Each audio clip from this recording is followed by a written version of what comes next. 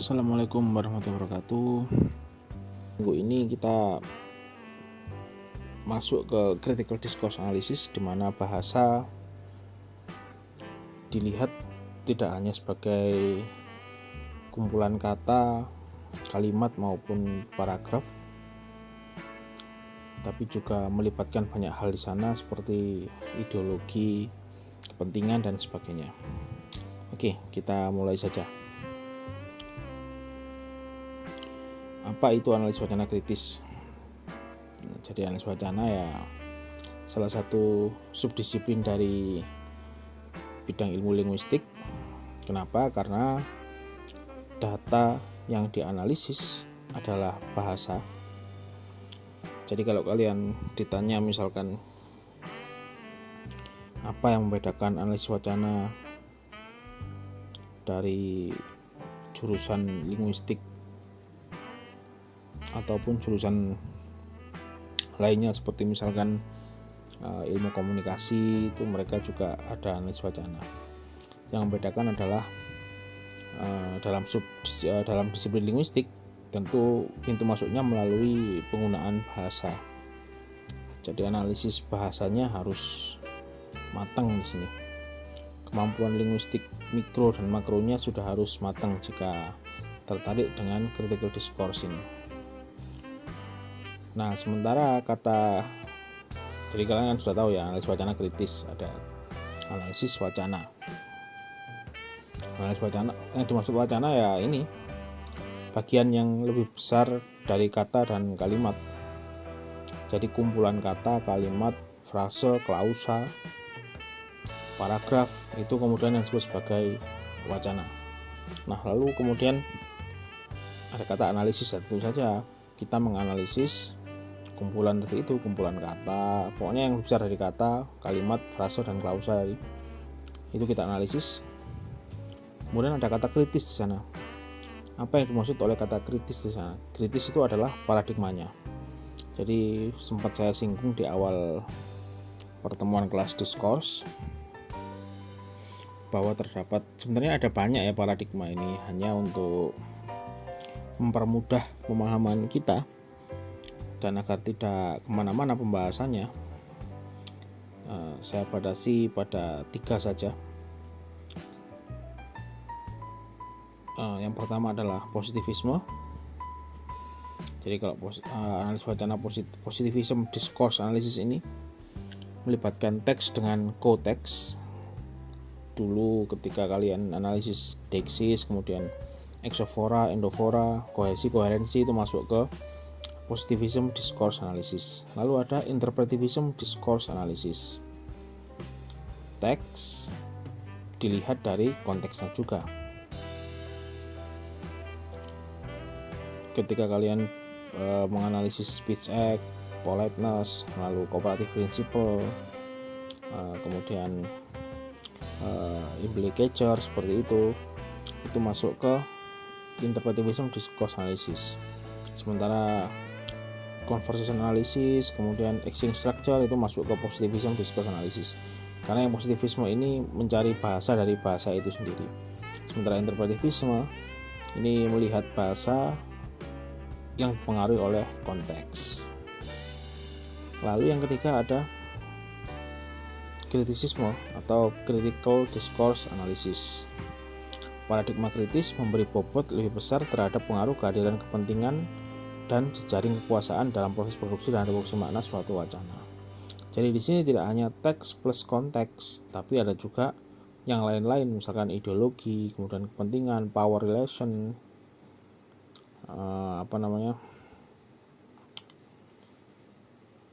kemudian ada dominasi di sana, ada marginalisasi, ada wacana yang dominan, lalu ada wacana yang tidak dominan. Nah, itu berusaha diungkap oleh critical discourse analysis. Selain 3 ini sebenarnya ada juga functionalism discourse analysis. Jadi sudah ini ya, ada kata fungsi di sana, fungsionalisme. Jadi ya paradigma ini fungsionalism, dimana ketika fungsionalism discourse analysis itu kita lebih menitik beratkan pada fungsi bahasa. teori siapa yang biasanya digunakan dalam analisis wacana fungsionalisme? Ada satu tokoh besar namanya Michel Hallyday. Hallyday ini merupakan salah satu tokoh yang kemudian pemikiran-pemikiran fungsionalismenya itu juga digunakan dalam analisis wacana kritis. Jadi nanti kalian akan mengenal tokoh-tokoh critical discourse. Nah, tokoh-tokoh CDA itu pemikirannya sangat dipengaruhi oleh buah karya Hallyday. Selain yang lain ya, ada Michel Foucault juga, kemudian ada Jürgen Habermas, lalu ada Antonio Gramsci dan sebagainya. Hanya dalam bidang linguistik, dalam analisis bahasa, pemikiran-pemikiran para critical discourse analis itu dipengaruhi oleh Hallyday. Teori Hallyday yang paling terkenal disebut dengan teori SFL, Systemic Functional Linguistics. Nah, jika kalian ingin belajar SFL, hari Rabu lusa sepertinya Bu Bibah akan membahas SFL. Tapi jangan khawatir juga jika kalian tidak bisa join di webinar SFL-nya Bu Bibah. Saya sudah merekam video, membuat video dengan Bu Bibah tentang Systemic Functional Linguistics yang akan saya berikan mungkin jika tidak minggu depan ya minggu depannya lagi, agar berurutan materi yang kalian dapatkan biar tidak bingung. Nah, kemudian jadi ini ya paradigmanya ada 3, sebenarnya ada 4 seharusnya. Yang terakhir adalah fungsional, bukan yang terakhir ya, sebenarnya 1 positivism, 2 interpretif, 3 fungsionalism, 3 baru kritis. Karena pemikiran kritis ini banyak dipengaruhi oleh tadi itu mazhab fungsionalismenya Hallyday. Nah, kemudian definisi kritis itu apa?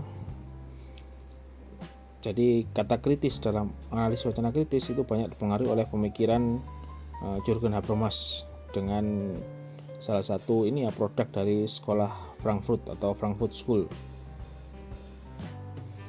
Jadi kata kritis merujuk kepada hubungan tak terlihat antara manusia dengan dominasi, diskriminasi, kekuasaan, dan kontrol yang termanifestasikan melalui bahasa. Jadi melalui bahasa, menurut Habermas, bahasa merupakan medium untuk melakukan dominasi dan pemaksaan sosial. Termasuk di sana dalamnya ada power, kemudian ada kekuasaan, ada marginalisasi, seperti itu. Paradigma kritis menggambarkan dunia sebagai suatu sistem yang tidak seimbang, yang di dalamnya terdapat adanya dominasi, eksploitasi, ketidakadilan, penindasan, dan kekuasaan. Jadi, dengan kata lain, CDA itu berusaha untuk melakukan analisis kritis atas adanya inequality. Jadi adanya ketidakseimbangan yang diekspresikan dan dilegitimasikan melalui penggunaan bahasa.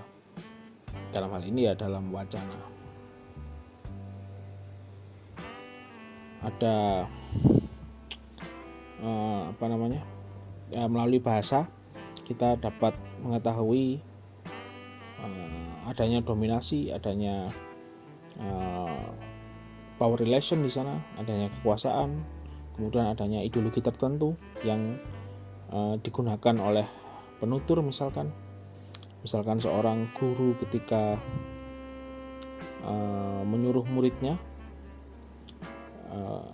bahasa yang dia gunakan ketika meminta murid yang pintar untuk mengerjakan tugas dan meminta murid yang tidak dianggap pintar oleh si guru bisa jadi berbeda. Nah, di sana ada marginalisasi di sana. Tapi nanti kita bahas itu nanti, biar kalian tidak bingung dan biar berurutan. Ini kemudian menjelaskan mengapa CDA atau AWK, analisis wacana kritis, sering memilih perspektif mereka yang menderita dan secara kritis menganalisis penggunaan bahasa mereka yang berkuasa, yang bertanggung jawab atas adanya ketidaksetaraan dan yang juga memiliki sarana dan peluang untuk memperbaiki kondisi. Kalau dalam bahasa Michel Foucault ada dominant discourse dan ada marginalized discourse. Nah, seorang critical discourse analis berusaha untuk mengangkat yang marginalized discourse ini, wacana yang termarginalkan.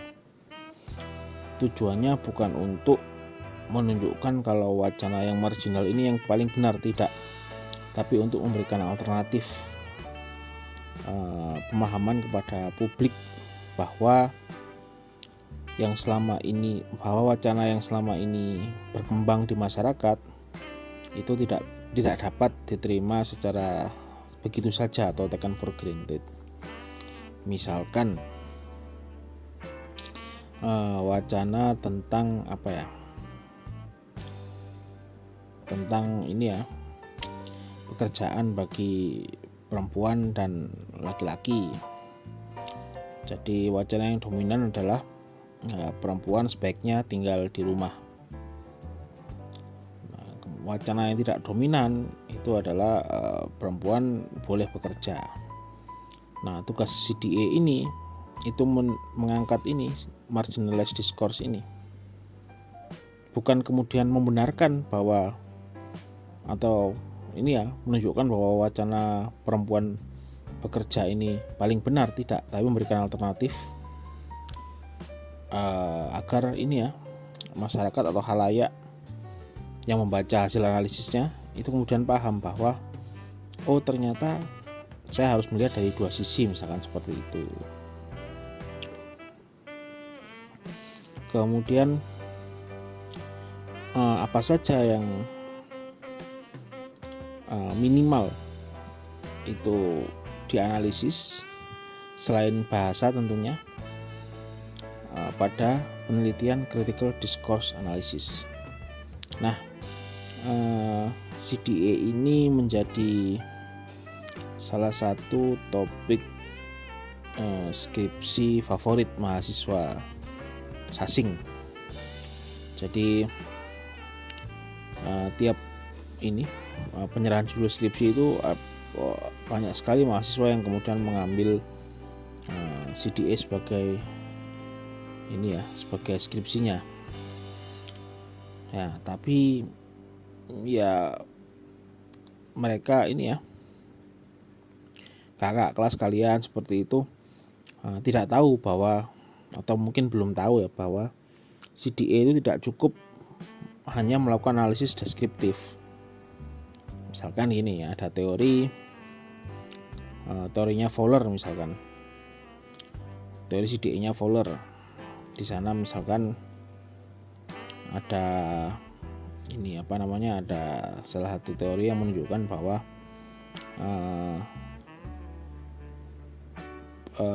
ada strategi tata bahasa tertentu yang digunakan oleh pembicara, yang digunakan oleh orang yang berbicara, atau misalkan oleh media, dalam wacana tulis, misalkan oleh koran seperti itu, untuk memberitakan seseorang secara negatif dan memberitakan orang lain secara positif. Nah, misalkan salah satu caranya adalah menggunakan kalimat pasif. Jadi kalau kalimat pasif kan pelakunya tidak muncul, fokusnya pada objeknya.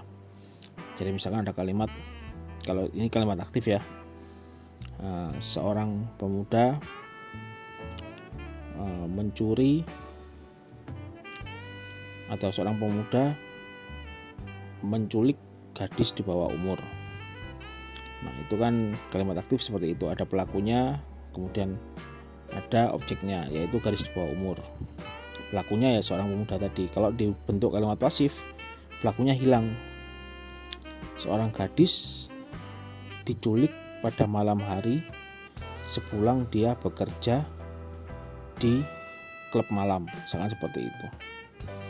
Pelakunya tidak muncul karena yang difokuskan adalah objeknya, yaitu seorang gadis tadi. Kemudian ditambahi embel-embel dia pulang malam dan bekerja di klub malam. seperti itu. Nah, tidak cukup sampai di sana analisisnya, tidak cukup sampai kita menemukan ada kalimat aktif di sini, ada kalimat pasif, ada penggunaan kata A, B, C, D ini, ada susunan paragraf yang seperti ini, paragrafnya diawali dengan ini, diakhiri dengan ini. Tidak cukup deskriptif seperti itu saja. Melakukan list, seperti misalkan kalian mengerjakan ini ya, tugas comparative principle itu, ujaran ini melanggar maximum of quantity, ujaran ini melanggar maximum of quality, ujaran ini melanggar maximum of manner. Tidak cukup seperti itu kalau menggunakan CDE. Karena itu saya jelaskan di awal ini apa saja yang minimal harus ada dalam penelitian critical discourse analysis selain analisis bahasa. Oke, ini selanjutnya adalah salah satu dari beberapa poin yang harus ada dalam analisis wacana kritis, itu adalah ini: konteks historis, institusional, dan sosial dari suatu kata, kalimat, atau dan sebagainya. Jadi bahasa itu harus dipandang dari konteks historis, konteks institusional, dan juga konteks sosial. Menurut Udasmoro, dalam analisis wacana kritis, kata, kalimat, dan paragraf berada dalam sebuah konteks yang lebih luas, yakni selalu didiskusikan dengan konteks historis, institusional, dan sosial. Saya beri ini ya satu contoh saja dari Udasmoro tentang kata negro. Jadi gini, kalian misalkan melakukan analisis rasisme dalam film Hollywood, misalkan seperti itu.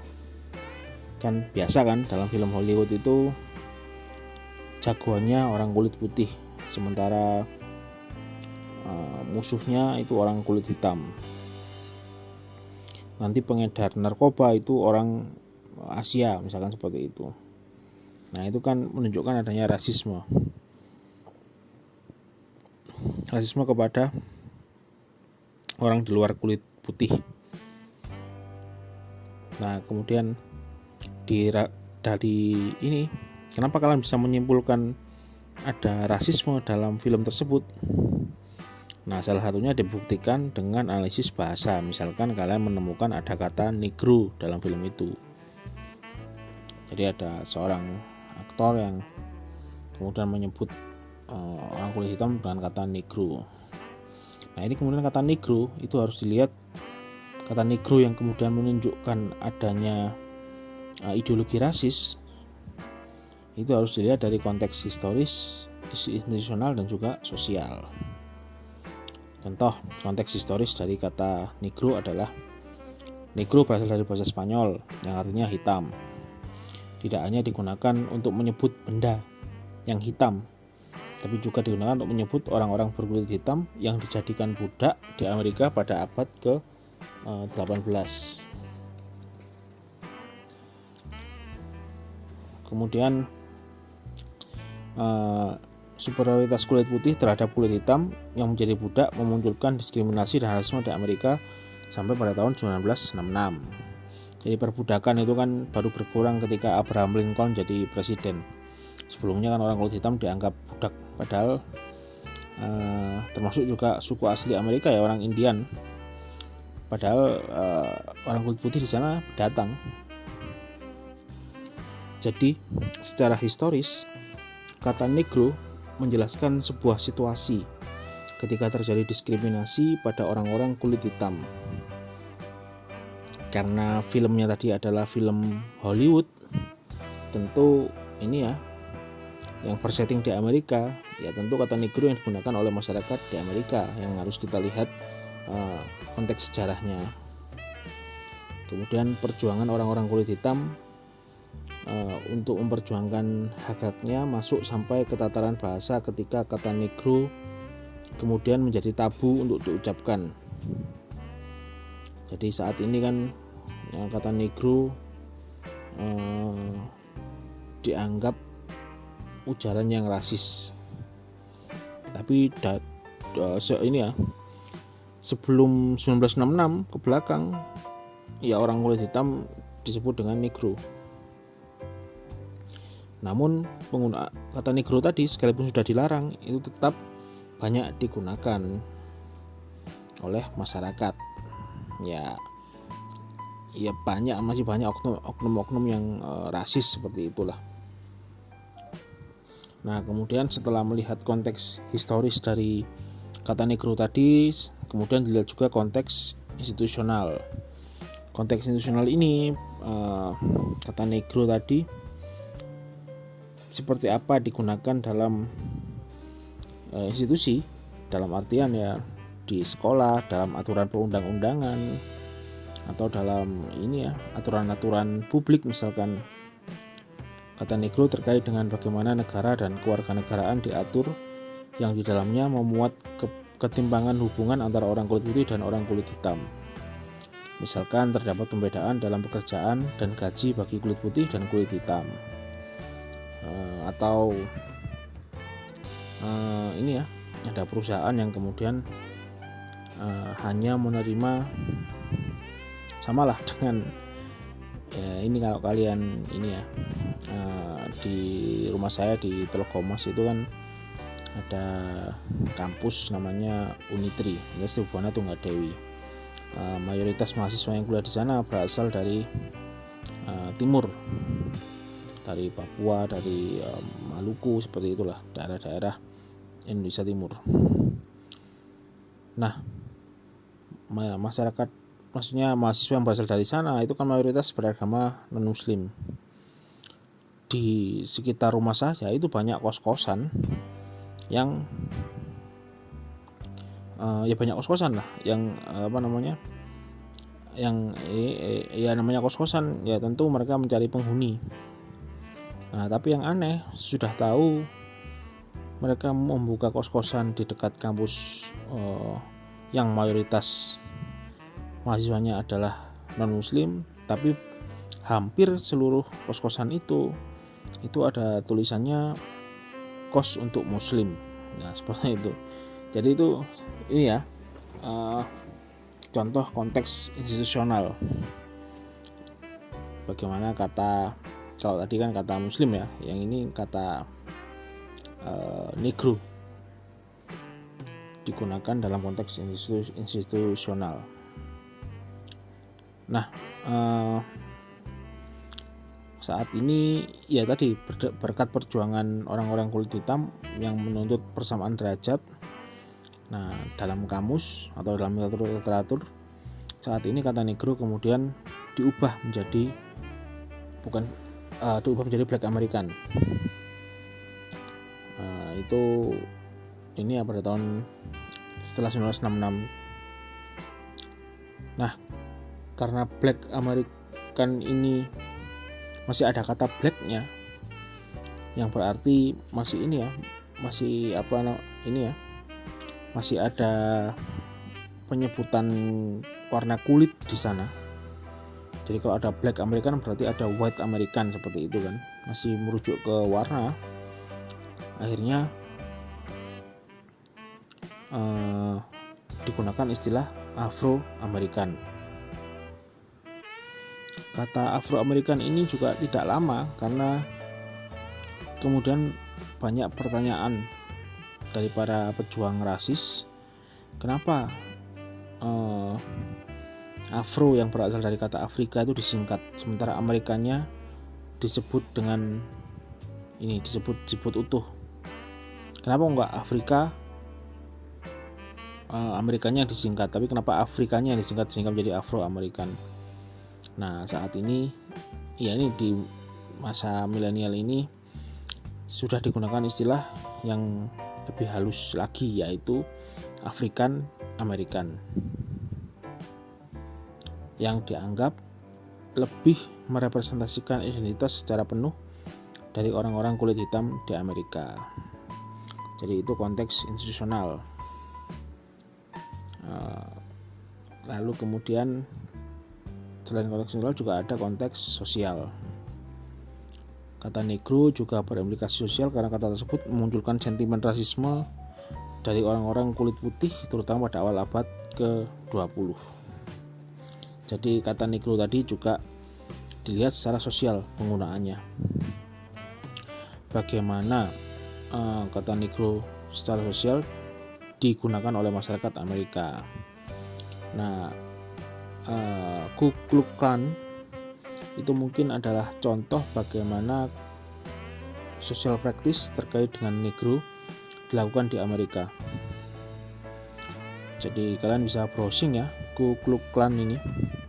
Ini adalah semacam organisasi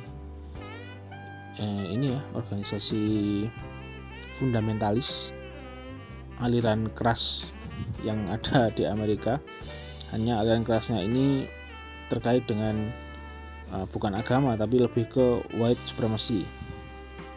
Jadi supremasi kulit putih, orang-orang kulit putih atau orang-orang ras Kaukasia itu menganggap diri mereka lebih tinggi kastanya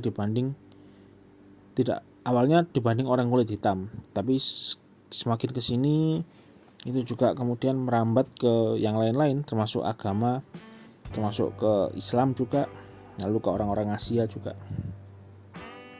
Jadi Ku Klux Klan ini didirikan di Tennessee pada bulan Desember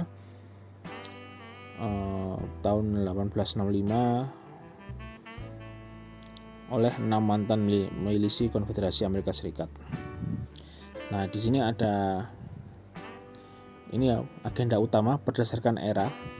Jadi agenda utama klan yang pertama atau era pertama dari Ku Klux Klan ini itu terjadi pada tahun 1865 sampai 1870-an. Agendanya menggulingkan pemerintahan republik di wilayah selatan Amerika dan juga meneror orang-orang kulit hitam keturunan Afrika Amerika. Jadi mereka tidak terima kalau budak itu dihilangkan, atau mereka tidak terima kalau kulit putih dengan kulit hitam dianggap ras yang sama di mata hukum. Nah, itu kemudian klan ini itu melakukan teror. Nah, kemudian pada tahun 1944 itu gerakan yang kedua. Mereka tidak lagi fokus ke Afrika Amerika saja, tapi juga kemudian menentang komunitas penganut Katolik dan Yahudi. Lalu 1996 sampai sekarang itu gerakan ketiga. Ini oposisi keras terhadap gerakan hak sipil dan juga melestarikan gerakan segregasi dan diskriminasi kepada kelompok minoritas atau kulit berwarna. Jadi kalau dulu awalnya Ku Klux Klan ini mendominasi orang Afrika Amerika, sekarang hampir semua yang dianggap the other oleh mereka, yang dianggap sebagai pihak lainnya atau yang dianggap bukan kulit putih, itu kemudian dimusuhi.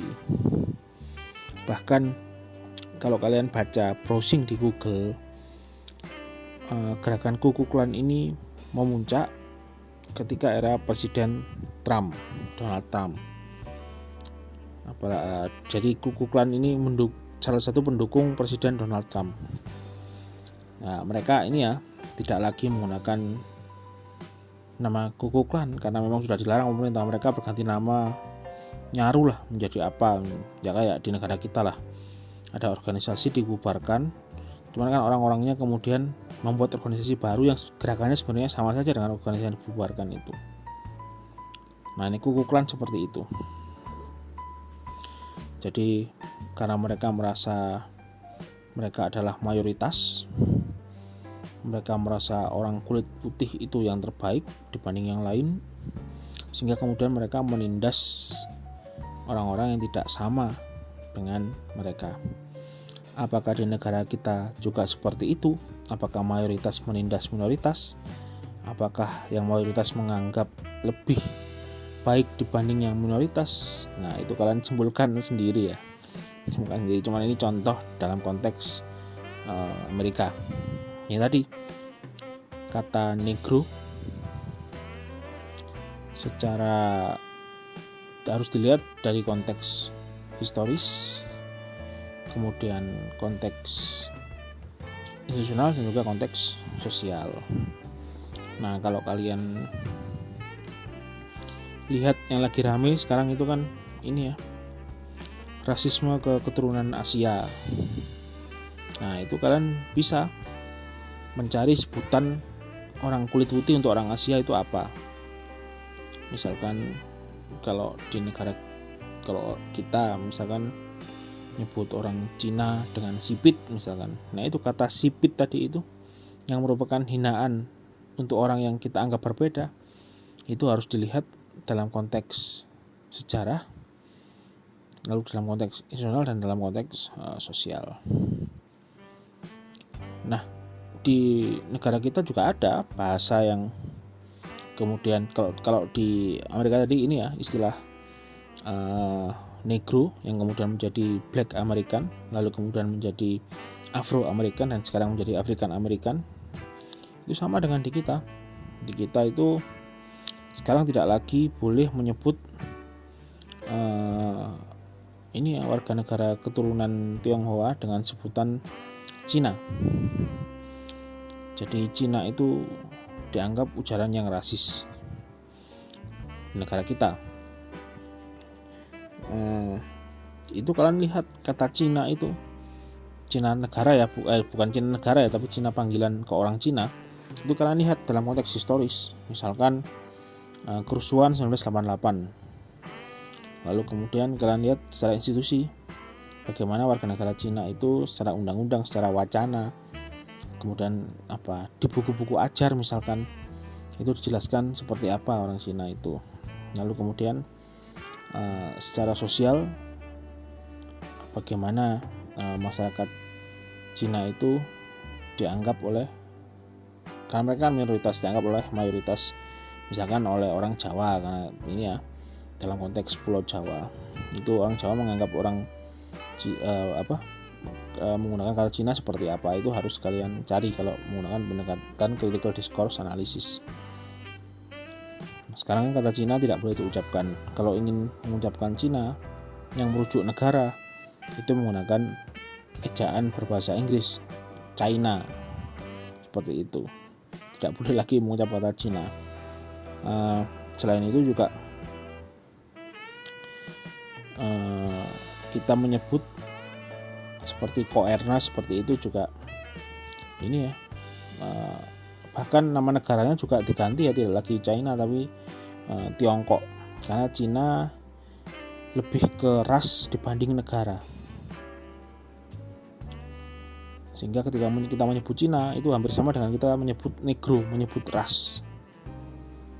Karena itu sekarang diganti Tiongkok. Nah ada banyak, jadi seperti itu ya. Dan ada banyak kata yang bisa kalian cari secara historis, secara institusional dan juga secara sosial. Dari mana? Tentu membaca kalian browsing, membaca literatur itu pasti ketemu banyak sekali. Misalkan kata perempuan, kata perempuan itu dulunya dianggap sebagai ini ya, dianggap negatif, menggambarkan wanita yang tidak baik-baik misalkan seperti itu. Lalu sekarang malah digunakan dalam situasi formal. Itu contohnya, itu contoh saja ya. Jadi kalian bisa mencari banyak kata yang kemudian bisa kalian lihat konteks historis, konteks nasional, juga konteks sosialnya. Nah selain konteks historis, institusional dan juga sosial, yang harus dicari pada analisis atau yang menjadi sentral pada critical discourse analysis itu adalah keterkaitan antara bahasa dan ideologi. Jadi kalau kalian melakukan atau skripsi kalian nanti, atau kalian tertarik dengan CDA, dengan critical discourse, paling minimal adalah ini, menemukan ideologi dari wacana yang kalian teliti. Jadi apa ideologi itu? Untuk lebih jelasnya pada pertemuan depan akan saya bahas ideologi itu apa. Ada banyak definisi, cuman ya yang paling mudah adalah ideologi yang dari kata ide ya. Jadi ideologi itu adalah yaitu ide atau belief system kepercayaan yang dianut oleh suatu kelompok masyarakat maupun individu. Nah, menurut Van Dijk, salah satu tokoh CDA, ideologi ini erat kaitannya dengan us versus them, atau siapa yang dianggap sebagai kita dan siapa yang dianggap sebagai mereka. Kelompok atau orang atau individu yang dianggap sebagai bagian dari kita, bagian dari us, itu akan digambarkan dengan penggambaran yang positif. Sementara yang dianggap sebagai bagian dari mereka akan digambarkan secara negatif. Nah, seperti apa bentuk ideologi? Nah, yang kita kenal ya istilah-istilah seperti kapitalisme itu ideologi. Kemudian komunisme itu ideologi. Islamisme, anti-Islam, anti-Yahudi, rasisme itu ideologi. Feminisme, patriarki, di mana perempuan dianggap lebih rendah dari laki-laki, itu patriarki. Tapi kalau kebalikannya, laki-laki dianggap di bawah perempuan, itu matriarki. Apakah ada negara yang menganut matriarki? Ada dulu. Sekarang saya nggak tahu ya. Kalau dulu ada Mesir di era Cleopatra, di mana perempuan itu lebih memiliki power dibanding laki-laki. Itu mereka menganut ideologi matriarki. Jadi gampangannya wacana yang anti komunis misalkan, mereka akan mendeskripsikan seseorang, kelompok, atau apapun lah yang dianggap memiliki ideologi komunis itu dengan penggunaan bahasa yang negatif seperti itu. Jadi di sini kalian bisa baca ya, ini beberapa paragraf yang panjang ini. Jadi misalkan komunisme dianggap sebagai hal yang buruk yang tidak terbuka, misalkan tidak beragama seperti itu. Ini ya. Similarly, if communism is good or better than us, jadi jika ideologi komunis itu memiliki hal yang bagus atau hal yang lebih baik dibanding ideologi yang kita anut, atau us di sini kita, misalkan dalam bidang-bidang social service, kemudian pelayanan kesehatan atau pendidikan, wacana yang anti komunis itu akan tidak peduli dengan kebaikan tersebut. Jadi yang mereka fokuskan itu adalah keburukan-keburukan dari ideologi komunis. Kalau kalian nonton film Hollywood, itu kan musuhnya itu kan Rusia kan biasanya kan. Jadi penjahatnya dari Rusia, atau penjahatnya merupakan mantan tentara Uni Soviet gitu. Nah, Uni Soviet, Rusia itu kan negara dengan paham komunis, sama dengan China sekarang atau Tiongkok, yang mereka juga ini ya, Korut, Korea Utara, yang kemudian menjadi musuh Amerika. Karena kenapa? Karena Amerika merupakan negara anti komunis, ideologi mereka kapitalis. Nah, jadi ketika kita teriak-teriak anti komunis, ya jangan-jangan kita ikut Amerika, kita ikut kapitalis, karena lawannya komunis ya anti komunis atau kapitalis itu. Kita memboikot produk Amerika, ya jangan-jangan kita anti Amerika dan akhirnya kita berpaham komunis, kan seperti itu. Nah, itu yang perlu dicari. Jadi misalkan wacana yang anti Islam, sekalipun Islam itu bagus, Islam itu baik, itu yang dilihat ya hanya jeleknya saja. Misalkan kalau kalian ini ya, ada seorang senator asal Belanda, namanya kalau nggak salah Geert Wilders. Dia itu merupakan seorang politisi yang memiliki ideologi anti-Islam. Jadi ketika ada isu imigrasi jadi Belanda itu kan termasuk negara yang banyak menerima imigran. Nah, dia itu paling kencang berbicara kalau orang-orang yang Kalau imigrannya tadi itu berasal dari negara-negara Muslim.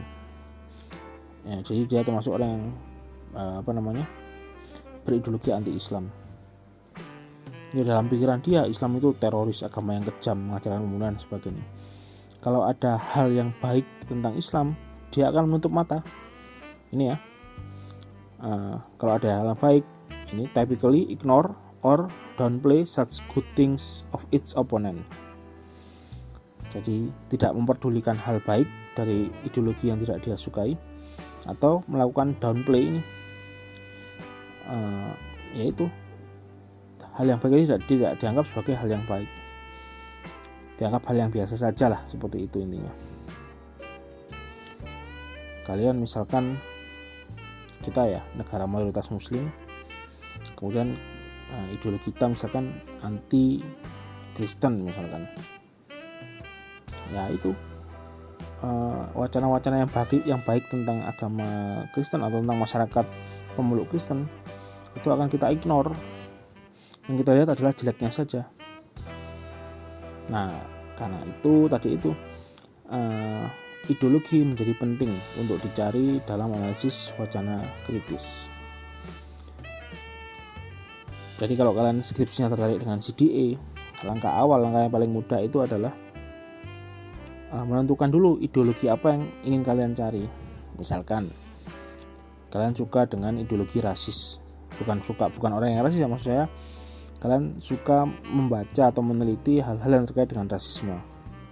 Ya sudah, kalian cari data yang di data itu sekiranya ada rasisme.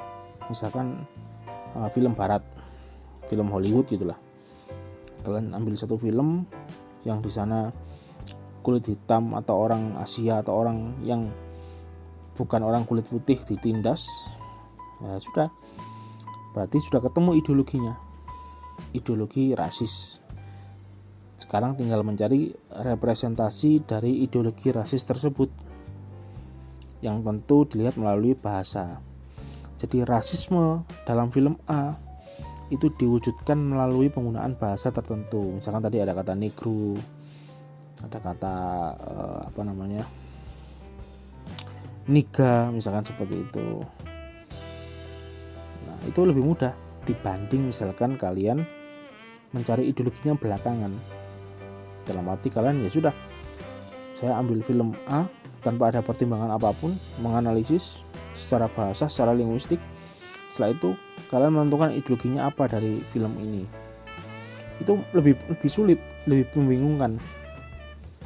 Wah, ini film ini rasisme tapi tidak rasisme. Patriarki karena perempuannya digambarkan lemah tapi juga tidak seperti itu. Akhirnya kemana-mana, tidak fokus ke salah satu ideologi, akhirnya kemana-mana malah lebih bingung. Nah, itu saran saya yang terkait dengan CDA. Tentukan dulu ideologi apa yang ingin kalian teliti. Dari sana kalian bisa mencari teori yang pas, dan intinya lebih mudah lah untuk menganalisis linguistiknya. Kemudian tokoh-tokoh critical discourse, itu ada tokoh yang menginspirasi kajian ini, yaitu Habermas, Foucault, Althusser, Gramsci, dan banyak lainnya. Oh, ini kelewat ini Halliday seharusnya di sini. Jadi Halliday juga merupakan tokoh yang sangat penting bagi perkembangan critical discourse analysis.